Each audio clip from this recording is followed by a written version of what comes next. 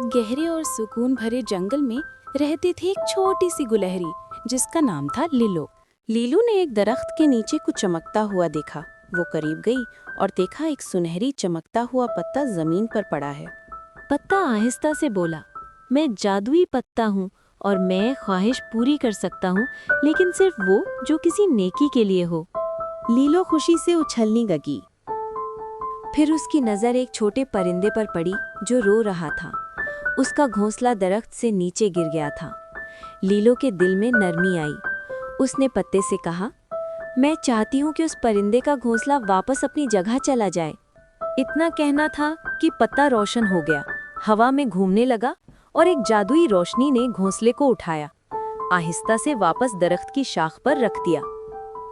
फिर पूरा जंगल सुनहरी रोशनी से जगमगा उठा। सब जानवर खुशी से चिल्लाने लगे। छोटा परिंदा उड़कर आया और लीलो से लिपट गया।